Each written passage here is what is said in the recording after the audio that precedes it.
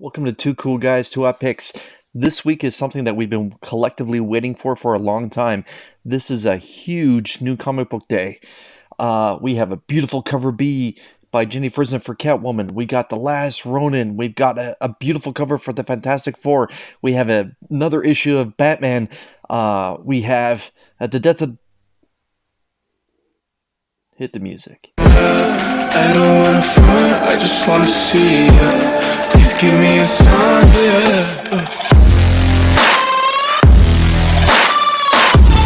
Please give me a sign if you wanna come. I get a little excited from time to time when I talk about comic books.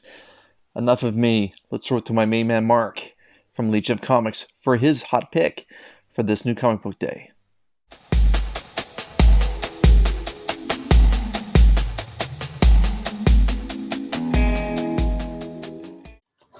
What is up, Comic Army? I'm Mark from the Legion of Comics, and I'm here today to give you my top pick for September 22nd's new comic book day. So this is a huge week, a lot bigger than the previous weeks we've had this whenever, but it is huge. So out of this giant list of bangers coming out, my top pick is going to be The Death of Doctor Strange, issue number 1 from Marvel Comics. So this one has piqued my interest. I don't pick up a lot of Marvel, especially ongoing stuff. It's just not hitting for me these days.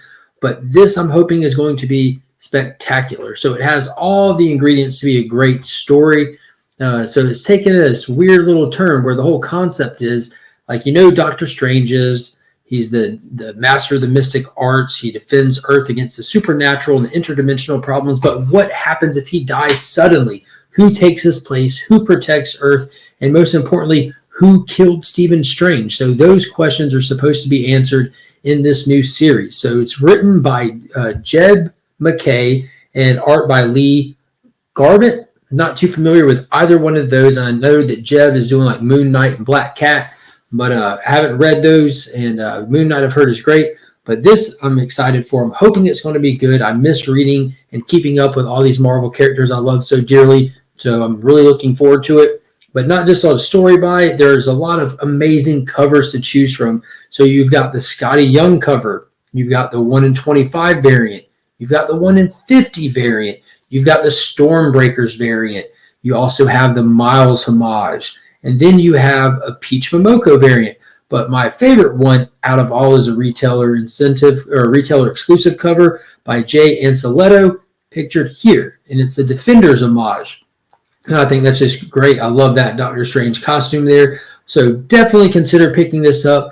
It's got plenty of gorgeous covers to choose from. It might be a milestone story. You know, most heroes do not stay dead forever, but that death of Captain Marvel still reigns true till today. So the future is in your hands, Marvel. Is this going to be a long-term spec book? I don't know. Is it going to be a great story? I hope so. So let's kick it back over to the Comic Vet to see what his hot pick for this week is going to be.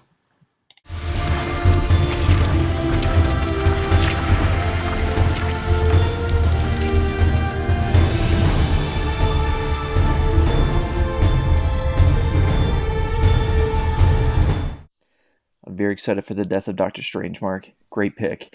Ladies and gentlemen, I do not claim to be incredibly knowledgeable about the Teenage Mutant Ninja Turtles. I know a little bit about them.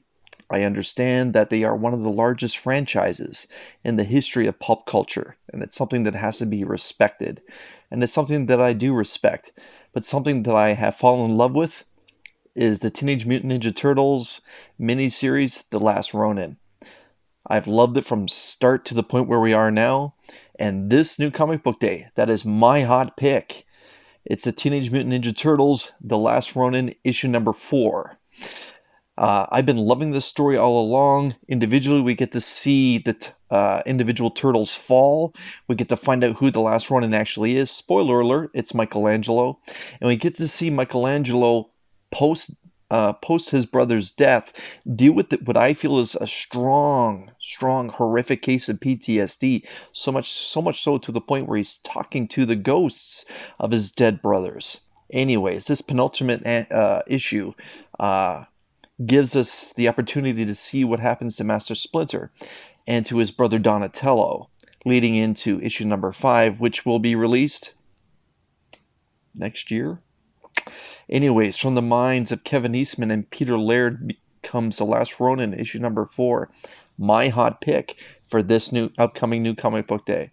So on behalf of Mark from Legion of Comics and myself, these are our selections. And remember, we are Legion.